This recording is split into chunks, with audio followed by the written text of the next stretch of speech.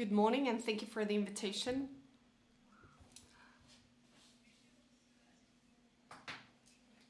We have spoken about records, especially negative records. One of the negative records are the temperatures, and we can see them in a tool of Climate Analyzer. It measures the global temperature every year. And we can see that 2022 was a positive record, and 2023 was even higher, 2024 even higher, 2025 is a little bit lower because it's a La Nina year, but we are in a different temperature regime.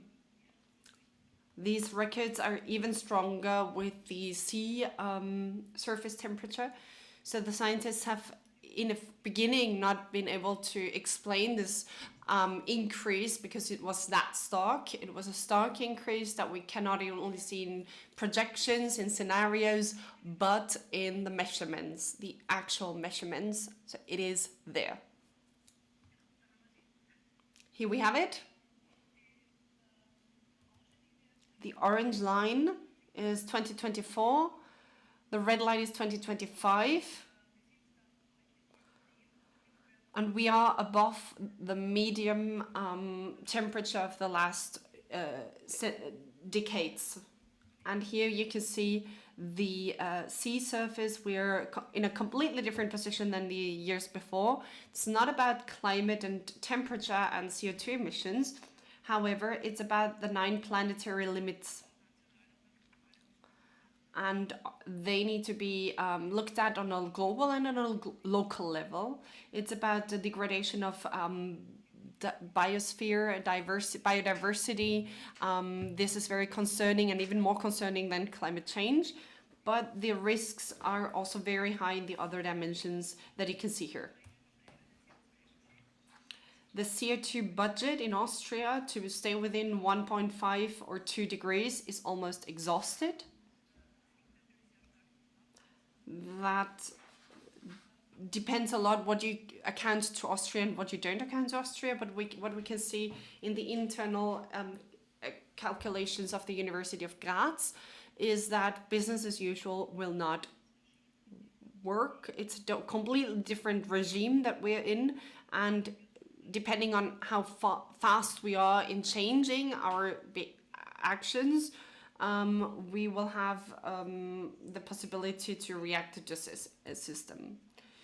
So as ecological scientists, we speak about system knowledge. So we use empirical questions for the basis of our research, but it's important that we don't only stay there, that we move beyond to target knowledge and to transformation knowledge. What do we do? How can we achieve the transformation from describing the problem to achieving a goal that we want to achieve? I think that is very important in the public communication, not only to speak about the problems, but also about the solutions, if we know them. And I think economists and finance researchers can contribute to this, and therefore I'm very glad to speak to you today.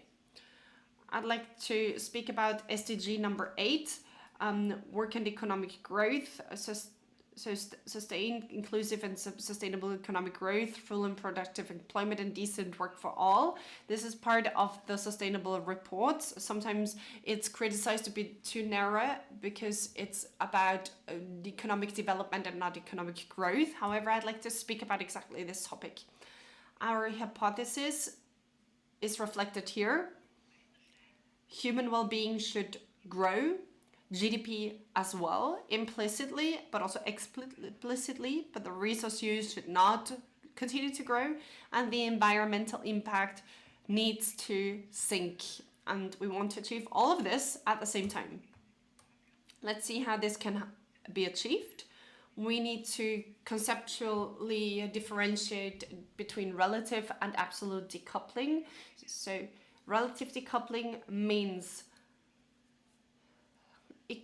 how much how high is the environmental impact per GDP, and the absolute decoupling is how high is the absolute reduction in resource use and environmental impact resulting from our economic development. And the relative decoupling could be positive. Yes, we achieved this to deliver on the relative decoupling. We are doing this since the 1970s. However, the absolute decoupling, so the absolute emissions, are still rising. And that's because of the sheer amounts that we produce. For example, we are 2% more efficient in our production, but we have a rise of the GDP of 3%. So that means the emissions still grow. So we need to differentiate in our language between the different decoupling targets, and this doesn't always happen in politics. So let's look at it in the EU. Decoupling of air pollution has already happened. The emissions have been reduced in the EU. But if we take a look at other regions, so here we have EU with East Asia and Pacific. In Germany, the GDP is rising, but the emissions are falling. But in the East Asia and Pacific, it is still rising, and now it's stagnating. So even if we see that the environmental impact is sinking, this is not reflected everywhere. This is a graphic from our database. In yellow, you can see the countries who have achieved relative decoupling. Red, who have created a new decoupling, and there the material or the resource use is higher than the production. And green is also the absolute decoupling has been achieved. So absolute decoupling is in fact the case in very few countries, and Austria is in the yellow, almost green sector. Here you can see where the GDP has risen and the CO2 emissions have decreased. These are just a few countries. So we need to think about, are they strategically chosen in this graphic, or do they really represent the global development? So maybe it was a strategic choice to represent only the positive development countries. So here we have 6 EU countries, 6 economic sectors, and 6 pollutant indicators in this data set, where we can see decoupling, so relative and absolute decoupling. And we have found that relative decoupling happens through all economic sectors and all pollutants, but absolute decoupling does not happen in all sectors and all polluters. So the effects are very small for the absolute decoupling, and they vary depending to the sector and the pollutant, and they're not noticeable only after 7 years. So we have here an empirical, a systematic review of decoupling GDP, and we can see that it is not the case yet. As a third piece of evidence, we have a study from last fall. We can see here globally, over the last decades, the CO2 intensity. If it's darker, it's more CO2 intense. We want to see it lighter, so we can see that progress here. We can see progress. Here we have the countries. In yellow, we have relative decoupling of GDP and CO2 emissions. Red is recoupling. So the emissions rise more than the GDP, and blue would be the absolute decoupling. So you can see an improvement visually. So here is the last graphic of this publication. Absolute decoupling has been achieved in more countries.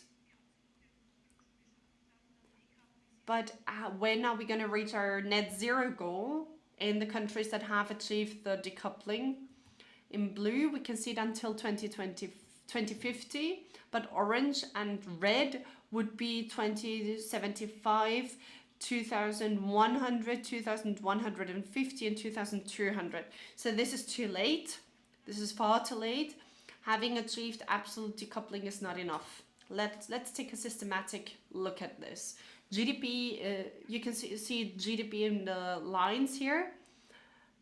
Then you can see those were the countries in red.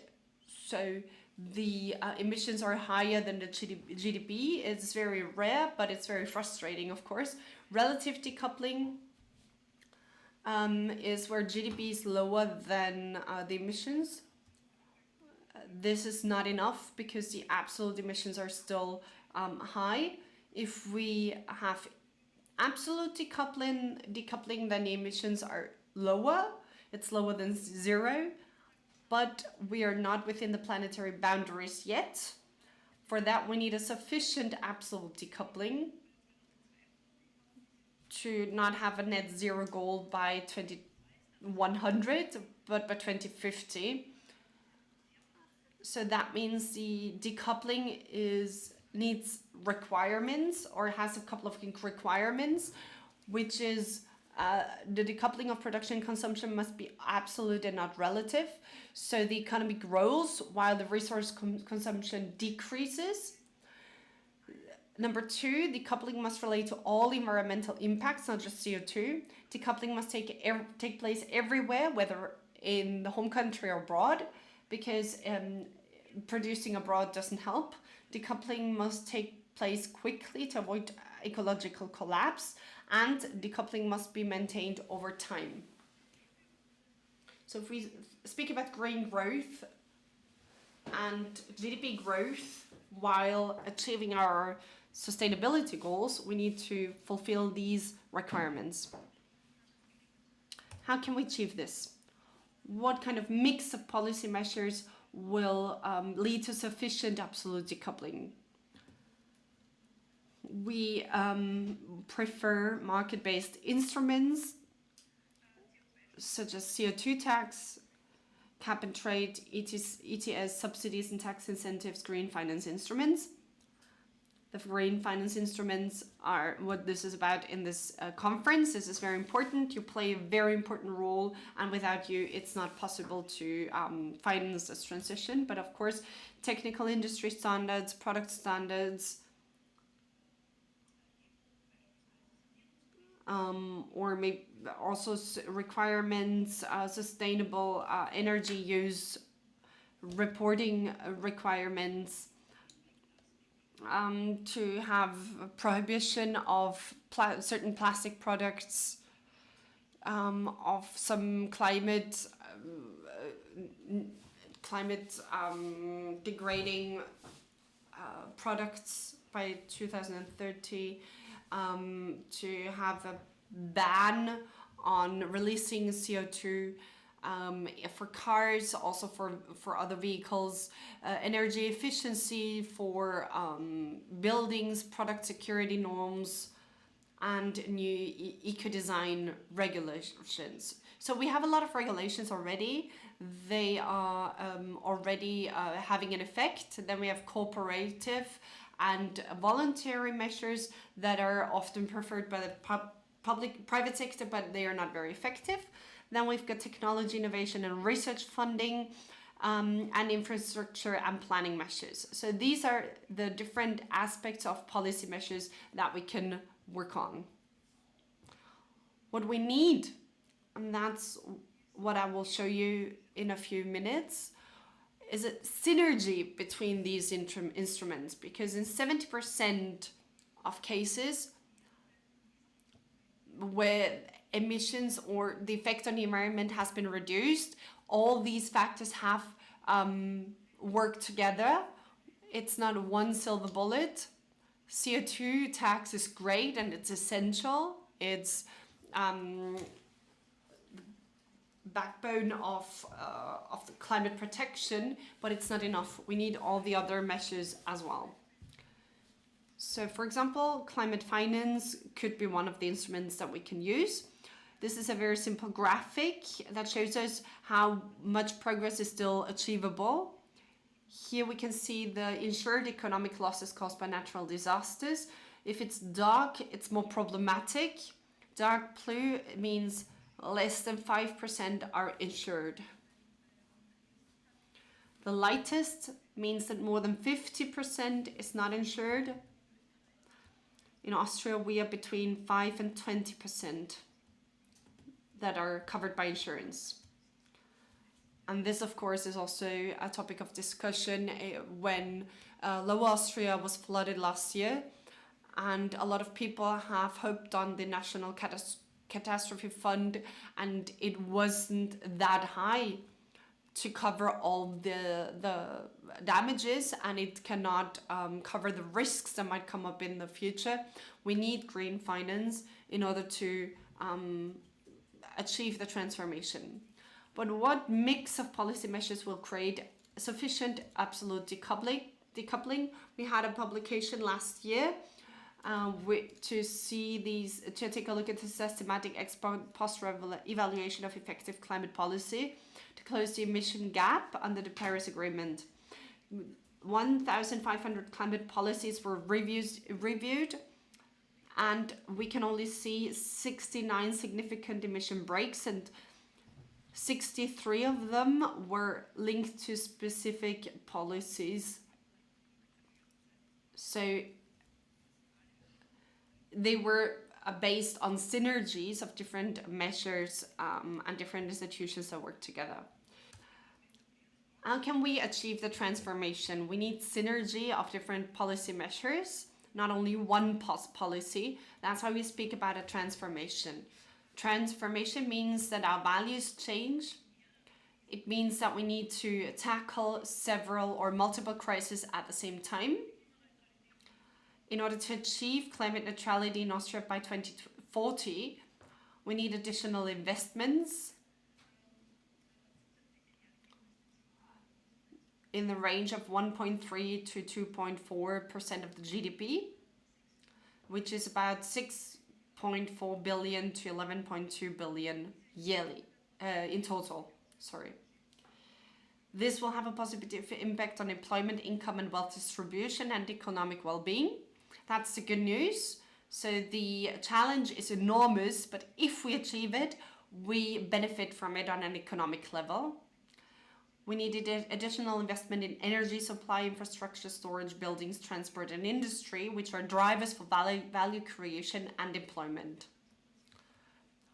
In order to build these climate-friendly transformation paths, we do not only need incremental measures, but radical changes. Incremental measures in technology are necessary, but they are the same as a climate delay or scientific skepticism. So we need a synergy of incremental measures and radical changes, such as the expansion of green spaces and public transportation, but also less popular measures, such as demolition of soil sealing structures, such as parking lots and speed limits. So we have a high synergy. We need a high synergy in order to achieve the SDGs. We need to have a lower compromise. We need less compromises in order to achieve the SDGs. The cost of potential for in Austria, the costs and potential for mitigation show that electrification and the decarbonization and the electricity supply are important or crucial for the demand in order to achieve the climate neutrality by 2040. Climate-friendly life is something that I'd like to mention. In addition to what has already been said, we need the we need different types of knowledge, the strategic and the strategic orientation, and we need to have popular and not unpopular measures. And we need to communicate also and take into account the costs of non-action. There we mean the efficiency and sufficiency measures. So we need to also introduce measures to adapt to climate change. So it's about efficiency, but also on sufficiency. How much do we actually need? And how can we cover our needs with less? This leads to a strategic autonomy and to a reduction of fossil fuel imports that will be easier to achieve with these methods. We will not be able to reduce all the energy use by 2040. We will need other measures as well. The regulations can be more easily implemented if we have sufficiency measures, and it improves the political feasibility. So it reduces the cost of living, for example, the reparation bonus or the climate bonus, but also measures that increase the health of the planet and of the people by reducing pesticides, for example, decentralizing, reducing the use of soil by centralizing the way we live. That is also an important part. So we have different types of measures that need to be combined smartly in order to walk the path of transformation. We don't have target images. In the last 15 years in the UK and in Austria, we have worked on national, regional and local level with citizens and stakeholders to create narratives and visions for their surroundings. This is then translated into future paths that we evaluate. And it is really surprising in participatory processes, people who are not very motivated in the beginning and who say in the beginning, I'm just here to tell you that you can't take away my car. We have never taken away a car from anybody. We don't even want that. But if these people have the possibility to create a vision for their region, they are hands-on, they get into action, they talk to each other, it's creative, they approach each other, you learn from each other, and you get more information. They get information from us, they ask questions, and it's fascinating to see what creative and great solutions come out of this. And with backcasting, we can work on the different measures that are necessary in order to achieve the desired goal. But then the city, the region, the state already has a narrative how to get there for the participatory development, and I think that's what we are lacking here. So this is about the implementation. And I'd like to thank you for your attention.